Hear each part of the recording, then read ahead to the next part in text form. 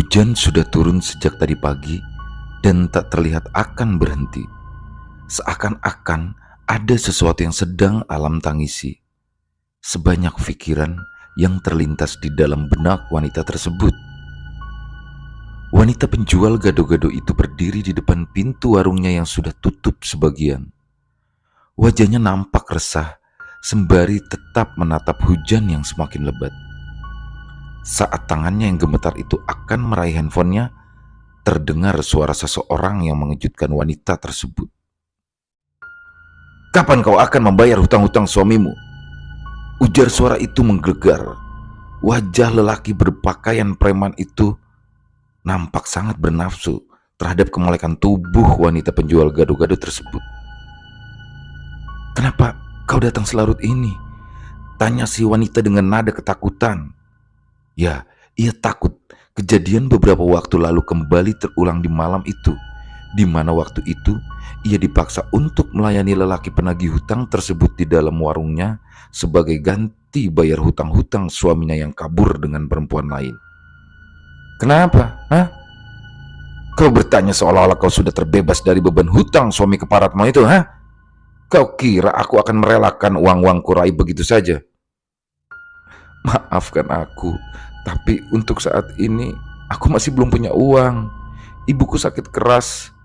Anak sulungku butuh uang untuk biaya sekolahnya. Tolong beri aku waktu lagi. Dan bukannya waktu itu kau sudah..." Bah! Perkataan wanita itu terpotong karena gebrakan meja oleh si lelaki penagih hutang. "Kau pikir itu cukup untuk membayar semua hutang suamimu, hah? Kalau kau masih perawan mungkin aku masih bisa memberikan keringanan. Tapi kan kau sudah, maafkan aku. Aku akan segera melunasi hutang itu, tapi tolong beri aku waktu 3 hari lagi." Isaknya mulai memelas pada si lelaki tersebut. Si lelaki itu mencengkram bahu si wanita, namun beberapa saat kemudian ia pun melepaskan cengkramannya dan kemudian berlalu meninggalkan warung gado-gado tersebut. Helaan nafas lega terdengar di sela-sela hujan lebat. Ia merasa lega karena lelaki itu tak melakukan apapun lagi padanya. Kita kembali beberapa bulan sebelumnya. Pada saat itu ia masih berstatus istri dari seorang laki-laki bernama Kasim. Laki-laki brengsek yang dengan teganya menyiksa pernikahan mereka dan berselingkuh dengan seorang gadis yang merupakan adik dari si wanita. Kita panggil saja nama istri sah itu Lina dan adiknya yang bernama Wina. Tak hanya sampai di situ, setelah perselingkuhan mereka ketahuan, Kasim malah kabur bersama Wina dan meninggalkan hutang puluhan juta pada seorang pria lintah darat yang akhirnya mengharuskan Lina untuk membayar hutang-hutang tersebut. Meski ia mengatakan bahwa dia sudah tak ada hubungan lagi dengan si Kasim, tapi yang namanya lintah darat tentu tidak akan percaya padanya. Lina tetap dipaksa untuk membayar hutang, atau kalau tidak, dia dan anak-anaknya akan selalu ditakut-takuti dengan berbagai macam teror. Karena malu dan juga rasa takutnya akan keselamatan anak-anak dan juga ibunya, Lina pun tidak pernah menceritakan penghinaan dan ancaman-ancaman dari si lintah darat tersebut pada siapapun, apalagi mencoba melapor kepada polisi. Ia mencoba menjalani pahitnya nasib, selalu ramah dan murah senyum pada orang-orang di sekeliling. Ia terlalu sempurna untuk menutupi kesedihannya, sehingga tak ada dendam dengan senyum yang selalu terpancar di wajahnya. Kita kembali ke masa sekarang. Buru-buru ia menutup pintu warungnya, lalu berjalan pulang di tengah derasnya hujan tanpa payung dan pelindung. Dia berlari dan berteduh di bawah pohon untuk mengurangi rasa dingin di tubuhnya yang terasa hampir membuatnya pingsan. Bruk! Langkahnya terhenti ketika ia terjatuh di aspal setelah tanpa sengaja menabrak seseorang. "Kau tak apa-apa?" tanya suara itu lembut. Orang yang baru saja ia tabrak ternyata adalah seorang wanita yang sangat cantik dengan pakaian yang cantik dan terlihat elegan. Wanita itu memegang payung berwarna hitam untuk melindungi tubuhnya dari guyuran hujan. "Kau tak apa-apa?" ulangnya sambil bertanya kembali. mengganti tangan pada Lina. "Aku baik-baik saja. Maafkan aku," ucap Lina sambil bangun. Tidak mengapa. "Kenapa kau hujan-hujanan seperti ini? Mau kemana kau malam-malam di tengah hujan deras begini?" Aku mau pulang ke rumah," jawab Lina dengan bibir yang gemetar karena kedinginan. "Ayo, mari ikut bersamaku. Mobilku ada di sebelah sana. Biar aku antar kau pulang," ajak si wanita cantik yang tanpa ragu langsung membalut tubuh Lina yang sudah basah kuyup itu. Tidak beberapa lama mereka berjalan, akhirnya mereka tiba di dekat sebuah mobil berwarna hitam yang terparkir di pinggir jalan tersebut. Payung hitam yang dibawa si wanita ditaruh di bagian belakang kursi. "Di mana rumahmu?" tanyanya setelah mesin mobil itu menyala. Setelah mengatakan dan menunjukkan arah rumahnya, Lina lantas mulai bertanya pada si wanita tersebut. Maaf kalau aku jadi merepotkanmu. Kalau boleh tahu, kau dari mana dan mau kemana?" ujar Lina. Si wanita itu nampak tersenyum mendengar pertanyaan Lina yang terdengar sangat penasaran itu. "Aku dari rumah salah satu kerabatku, dan saat aku pulang malah kehujanan. Oh iya, kenalkan, namaku Helmiati, atau panggil saja Mia. Kalau namamu siapa?" "Oh, aku Lina." "Oh iya, sepertinya kau baru pernah kesini ya?" "Sebenarnya sih sudah dua kali, tapi aku selalu lupa jalan ke rumah kerabatku itu, makanya aku selalu parkir mobil di sembarang tempat," jawabnya terdengar tak masuk akal. Sepanjang jalan, Mia selalu mengajak Lina untuk menyusuri ke sana dan kemari. Dan saat mereka tiba di jalanan sempit yang mengarah ke rumah Lina, Mia pun ikut turun dari mobil dan berjalan di belakang Lina. "Apakah kau selalu pulang setiap malam?" tanya Mia.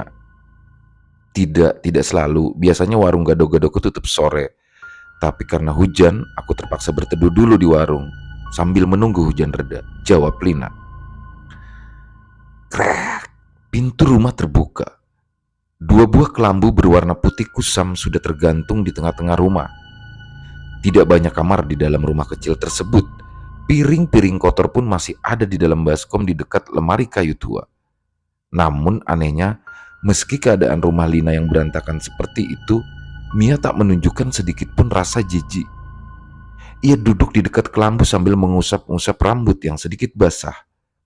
Setelah Lina mengganti pakaiannya, ia pun langsung membuatkan teh hangat untuk Mia. "Siapa itu, Lin?" tanya suara yang terdengar lirih dari dalam kelambu. "Temanku mah, dia mengantarkanku pulang." "Saya Mia, Cil, teman barunya Lina," ujar Mia memperkenalkan dirinya. "Kamu yakin mau pulang?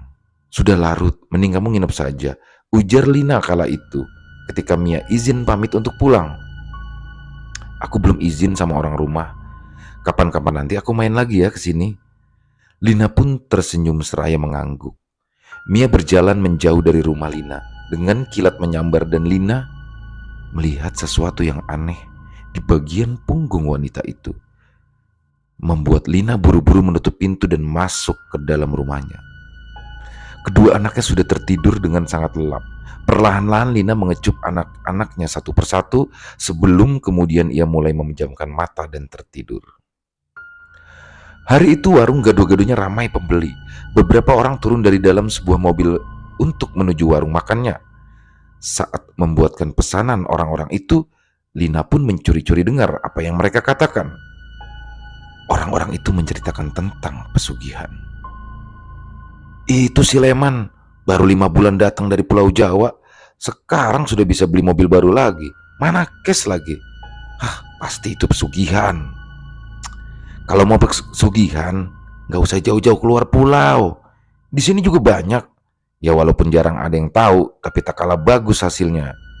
Itu tuh lihat seperti si Barkah. Cuma 2 bulan, sepulang dari ziarah keliling, udah bisa beli sawah dan beli motor baru," ujar yang lain. "Masa sih? Di mana tempatnya yang bisa seperti itu?" "Kalau aku tidak salah dengar, ada di desa L." "Oh." Beberapa buah piring penuh gado-gado pun Lina antarkan ke meja orang-orang tersebut. "Selamat menikmati ya bapak-bapak," ucapnya lalu kembali ke belakang meja tempat ia meracik gado-gado. "Desa L," ucapnya pelan sambil tersenyum. Hari itu Ia sengaja menutup warungnya sedikit lebih awal. Entah apa yang ia pikirkan. Namun yang pasti ia berjalan ke arah tukang ojek yang masih mangkal di pertigaan dekat pasar. "Ke desa L, Pak," ujarnya sebelum naik ke atas motor tukang ojek tersebut. Desa itu berjarak sekitar setengah jam dari desa tempat tinggalnya. Dia sendiri sudah 5 kali lebih ke desa tersebut, tapi tak pernah sekalipun tahu tentang orang yang bisa membuat kaya raya dengan cara yang instan. Singkat cerita, mereka pun akhirnya tiba di desa yang dituju. Hawa desa itu terasa lebih dingin, seolah-olah hangatnya mentari tak bisa menembus tempat tersebut. Ada beberapa rumah yang ia yakini sama persis dengan yang diceritakan orang-orang di warungnya tadi. Namun, sudah 4 rumah yang sudah ia datangi. "Mau mencari rumah siapa?" tanya seorang nenek-nenek yang membawa wadah berisi makanan ayam. Dengan terbata-bata, Lina pun memberitahu si nenek-nenek tentang ciri-ciri rumah yang ia sedang cari. "Sudah beberapa kali saya berputar-putar di desa ini, Nek, tapi tak sedikit rumah yang benar-benar saya datangi," ucap Lina putus asa. Nenek itu terkekeh, kemudian dengan santainya ia menunjuk ke arah belakang. "Mungkin rumah ini yang kau cari," ujar si nenek. Lina pun terkejut, matanya terbelalak menatap rumah bercat biru itu. "Bagaimana mungkin?" gumamnya heran. Bagaimana tidak, karena berkali-kali ia melewati tempat tadi, ia sama sekali tak melihat keberadaan rumah di sana. Yang ada hanyalah lahan yang ditumbuhi banyak pohon pisang. Si nenek pun tersenyum. "Mungkin kau sudah jodohnya kau singgah ke rumah kami," ujarnya kemudian sambil melangkah menuju ke halaman rumah tersebut. Lina pun mengikuti langkah pelan si nenek di belakang. Sepintas tak ada yang aneh dan mencurigakan dari rumah tersebut. Rumah itu sama dengan rumah-rumah lain pada umumnya. Yang membedakan hanyalah dari jenis kayu pembuatannya dan kaca rumahnya yang terlihat sangat tebal. Pastilah pemiliknya adalah seorang yang kaya, batin Lina. Saat pintu rumah terbuka, mata Lina sudah disuguhi oleh sofa-sofa mahal dan meja yang tentu juga sangat mahal. Di atas meja kecil itu ditaruh beberapa camilan seperti kue kering, kacang kerupuk, dan gula-gula. Rumah itu keseluruhannya terbuat dari kayu ulin, kayu yang paling bagus dan mahal. "Silakan duduk, aku mau ke dapur dulu," kata si nenek dengan ramah. Lina pun duduk dengan sangat hati-hati. Ia tak mau kalau sofa itu rusak karena ia duduki. Dan sesaat kemudian muncullah seorang laki-laki paruh baya dari dalam. Tak ada sedikit pun senyum di wajahnya. Sungguh berbeda dengan si nenek tadi. "Kudengar kau mencari rumahku. Mau apa kau kesini?" tanya si lelaki tua sambil duduk di sofa yang berseberangan dengan Lina. Tatapannya ia sangat tajam. Lina pun sedikit kecewa dengan pertanyaan itu, namun sebisa mungkin ia mencoba untuk mengatur kata-katanya yang sudah ia siapkan di perjalanan tadi sewaktu menuju ke desa tersebut. Lina mulai menceritakan apa maksud dan tujuannya ke tempat tersebut pada si lelaki tua. "Saya sudah bosan hidup miskin. Saya punya banyak hutang. Ya, hutang yang ditinggalkan oleh mantan suami saya. Saat ini saya benar-benar bingung dan tak tahu harus berbuat apa," ucap Lina dengan wajah yang menunduk dan matanya yang mulai berkaca-kaca. "Aku memang bisa membantumu memperoleh kekayaan, tapi itu tidak gratis. Ada harga yang harus kau bayar dan persyaratannya tidaklah mudah. Banyak yang datang, tapi semua gagal. Jadi, apakah kau sanggup?" "Mudah-mudahan saya sanggup," ucap Lina. "Jangan bawa-bawa nama Tuhanmu di sini. Karena sekali kau melakukan perjanjian dengannya, kau sudah lepas dari Tuhanmu," ujar si lelaki paruh baya tersebut. Lina pun menelan ludahnya. Ia tercekat dan rasa takut mulai berubah. Namun ketika ia dibungkus akan pikiran dan hutang-hutangnya, Lina lantas berpikir panjang dan kemudian menyetujui persyaratan tersebut. Ya, terkadang kesulitan ekonomi membuat orang-orang buta akan dosa dan memilih cara yang instan untuk menjadi kaya raya dengan pesugihan yang melibatkannya dalam perjanjian iblis. Baiklah, yang pertama kau harus lakukan adalah bawakan aku gunting kecil yang terbuat dari emas. Bawalah ke sini dalam waktu 7 hari, ujar si lelaki parubaya. Membuat Lina ternganga. Bagaimana mungkin dia bisa membeli gunting emas dalam waktu 7 hari? Sementara saja keuangannya tidak jelas, tidak mencukupi. Bagaimana caranya saya? Kalau kau bersungguh-sungguh, pastilah akan ada jalannya. Carilah dan temukan kesungguhanmu, ucapnya seraya berdiri dan meninggalkan Lina masuk ke dalam. Tidak beberapa lama muncullah si nenek dengan membawakan 2 gelas satrup hangat dan sepiring kue bingka. Sepanjang perjalanan pulang, Lina merasakan kepalanya pusing dan perutnya yang terasa mual. Ia pun hampir terjatuh ke tanah jika tidak ada yang menangkap tubuhnya. Ya, lagi-lagi Mia yang membantunya. Ia memapah tubuh Lina dan membawanya ke dalam mobil. Lina menggigil, wajahnya pucat dan jari-jari tangannya terasa sangat dingin sekali. Lin, kau masih bisa mendengar aku kan? Kenapa, Lin? Sepertinya kau sakit, ujar Mia. Lina bisa mendengar suara Mia, tapi dia juga mendengar suara lain, semacam bisikan yang tak jelas. Entah apa yang dilakukan Mia padanya. Yang pasti saat Lina sadar, ia masih berada di dalam mobil bersama Mia yang tersenyum padanya.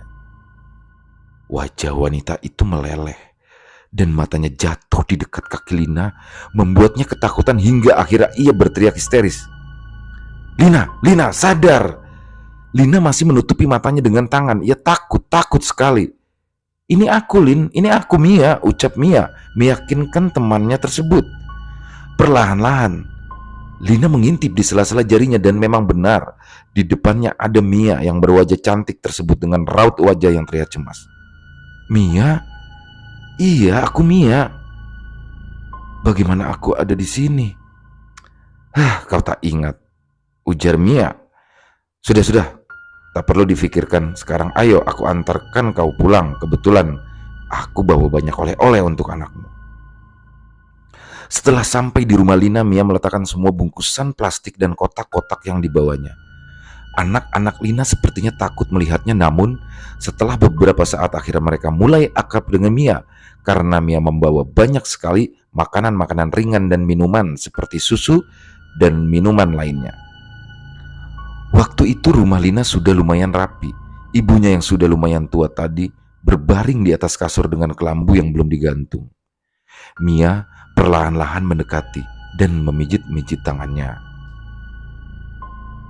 Sudah berapa lama dia sakit begini, Lin? Tanya Mia. Sudah sejak beberapa bulan yang lalu, setelah saudariku kabur dengan suamiku, jawab Lina tertunduk. Bibir Mia yang kecil itu ternganga saat mendengar jawaban Lina. Ya Tuhan, gumamnya lirih. Anak-anakmu tahu? Ya, tidak ada yang ditutupi, karena kedua bajingan itu sudah mengatakan semua di hadapan anak-anakku, jawab Lina. Mia pun menutup mulut dengan tangannya, alis matanya berkerut. Saya benar-benar tak menyangka kehidupan teman barunya begitu menyedihkan. Laki-laki itu meninggalkan hutang yang sangat banyak pada seorang lintah darat. Aku pun dipaksa kerja mati-matian untuk membayar hutang-hutangnya. Dengan menjual gado-gado tentu tidak mencukupi apa-apa kebutuhan kami. Hutang-hutang itu semuanya kucukup dari hanya satu sumber. Sebab itulah aku tidak bisa membawa ibuku berobat, ucap Lina yang tak bisa lagi membendung air matanya. Dari nada bicaranya ia sangat kesal, marah, dan emosi menjadi satu. Mia pun terdiam dan tak mampu berkata-kata. Lin, ibumu harus diobati. Aku akan membantumu, ucap Mia kemudian. Malam itu Mia datang bersama seorang dokter yang praktek di desa tersebut. Ibunya Lina pun diperiksa dan diberikan resep obat. Saat mengantarkan dokter tersebut pulang, Mia langsung mampir di apotek untuk membeli obat-obatan. Tak lupa juga ia membeli beberapa makanan dan buah. Keesokan paginya, Mia membantu Lina memasak ketupat untuk gado-gadonya. Disitulah dengan ragu-ragu, Lina mengajukan pinjaman uang pada Mia. Mia pun tersenyum lalu mengangguk. Berapa? Tanya Mia. 5 juta. Hah? Untuk apa uang sebanyak itu, Lin? Untuk membayar hutang suamimu kah? Tidak, bukan untuk itu. Saya ingin menggunakan untuk modal usaha. Mia pun menghela nafas. Baiklah, aku akan carikan uang itu karena aku tidak memegang uang sebanyak itu sekarang. Ucapnya kemudian membuat Lina merasa senang.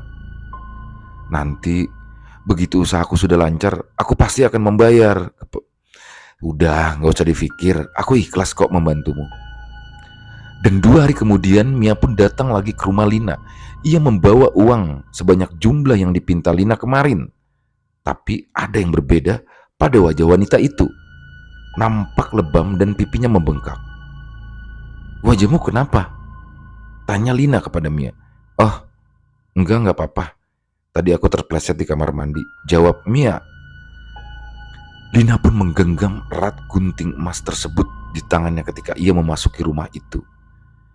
Tidak seperti beberapa hari yang lalu. Hari ini si lelaki parubaya nampaknya duduk tersenyum di atas sofa sambil menikmati rokoknya. Hahaha, kau berhasil, ujarnya. Padahal Lina pun belum bilang apa-apa. Dan tanpa banyak bicara, si lelaki tua itu mengajak Lina untuk mengikutinya masuk ke dalam sebuah ruangan. Ruangan itu sepertinya adalah tempat untuk ritual. Ada aroma dupa di mana banyak keris terpajang di dinding dan banyak pula mandau-mandau yang indah di sana. Bahkan jam dinding yang sudah tua pun cukup ada di dalam rumah tersebut. Hawanya sangat berbeda ketika Lina berada dalam ruangan tersebut. Hawanya panas, namun juga sedikit lembab. Si lelaki tua membuka kain penutup pada wadah anyaman rotan yang berisi anak ayam tersebut dengan hati-hati. 4 ekor anak ayam berwarna hitam terus mengeluarkan suara. Pilih salah satu, gunting sayapnya dan patahkan lehernya, kata si lelaki tua. Dada Lina terus berdetak kencang setelah mendengar perintah dari si lelaki tua. Takut dan merasa kasihan karena sebelumnya ia tak pernah membunuh binatang dengan cara yang mengerikan seperti itu. Namun mau tak mau ia pun harus melakukannya. Lina memilih anak ayam yang ukurannya sedikit lebih besar dari yang lain. Ia pun menggunting sayap anak ayam yang terus berontak tersebut. Pada awalnya ia merasa kasihan, namun semakin lama ia malah menikmati setiap momen siksaan tersebut. Darah pun mulai keluar dari luka di setiap ayam tersebut. Lalu kemudian ia pun mematahkan leher ayam itu dengan pelan hingga anak ayam tersebut tak bersuara lagi. Si lelaki tua yang diajak nampak tersenyum puas. Begitupun Lina. Ada perasaan lega yang tak bisa ia ungkapkan pada saat membunuh anak ayam itu. Kuburkan anak ayam ini di bawah pohon di luar rumahmu. Tapi sebelum itu minumlah air ini. Dengan tangan yang sedikit gemetar, Lina mengambil gelas tersebut dari tangan si lelaki tua. Ia menatap isi gelas itu lalu kemudian mulai mendekatkan ke mulutnya. Klek, klek. Lina hampir muntah jika tidak cepat-cepat ia menutup mulut dan berusaha menahan rasa aneh dan mual di perut serta kerongkongan. Keluarlah, kuburkan anak ayam itu dan letakkan benda ini satu pada kuburan ayam tersebut dan satunya lagi letakkan di bawah bantalmu. Besok kembalilah ke sini. Bawa apapun yang kamu dapatkan di bawah bantalmu. Lina pun mengangguk. Ia kemudian membawa anak ayam yang sudah mati tersebut keluar, menguburkannya di bawah pohon bersama dengan benda yang diberikan si lelaki tua itu padanya. Kemudian Lina pun pulang. Ia tak bercerita apa-apa pada ibunya tentang apa yang ia lakukan di hari itu. Saat mulai tertidur, Lina bermimpi aneh. Ia melihat saudaranya dikejar-kejar oleh makhluk yang mirip seperti kera berbulu merah. Makhluk itu berhasil ditangkap. Ya, makhluk itu berhasil ditangkap Wina dan mencabik-cabik tubuhnya. Teriakan yang menyayat tersebut terdengar dari mulut wanita. Lina terbangun dari tidurnya dengan keringat yang membasahi tubuhnya. Saat tangannya menyelip ke bawah bantal, ia merasakan ada benda mirip kertas yang sangat banyak di sana. Dan dengan hati yang berdegup, ia pun segera mengangkat bantalnya dan melihat banyak uang kertas dengan nominal 50 dan 100 ribuan. Hampir saja dia berteriak ketika ia melihat semua uang itu, namun ia tetap mencoba tenang. Lina mencubit tangannya sendiri dengan keras untuk meyakinkan dirinya bahwa itu bukanlah mimpi. Au, ringisnya. Nafas Lina benar-benar tak beraturan saat itu. Ia kaget, tak menyangka namun juga senang. Apakah aku berhasil? Batinnya sambil menyusun uang itu dan memasukkannya ke dalam kantong plastik. Ia menyimpan uang-uang itu tanpa sepengetahuan anak-anak dan ibunya. Keesokan harinya ia bangun dengan wajah yang berseri-seri penuh keceriaan. Saat akan keluar dari rumah, tak lupa ia membawa semua uang-uang yang dengan ajaib berada di bawah bantalnya menuju ke desa tempat tinggal si kakek Parubaya itu. Sampai di depan rumah si kakek, terlihat lelaki Parubaya itu tengah duduk di kursi dekat pohon sambil memandangi ayam-ayam yang sedang makan. Dan ketika melihat Lina, ia lantas masuk ke dalam rumah melalui pintu dapur. Lina pun mengikutinya dan berdiri menunggu si kakek keluar dari dalam. Nampaknya kau senang sekali ya, ujar si lelaki Parubaya itu. Lina pun tersenyum dengan antusias. Ia mulai menceritakan apa yang terjadi tadi malam. Itu baru awal. Anda baru memulainya, dan masih ada beberapa persyaratan lagi yang harus Anda tunaikan. Dan malam ini kami akan memulainya. Apa itu? Tanya Lina penasaran. Si kakek tak menjawab, kemudian beliau pergi meninggalkan Lina yang masih menunggu jawaban atas pertanyaannya. Setelah sepanjang hari menunggu, akhirnya malam pun tiba.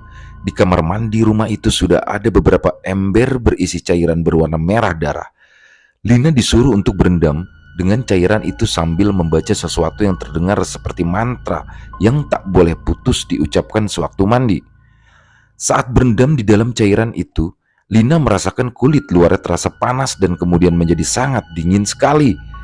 Sekitar 20 menit lamanya ia berendam, Lina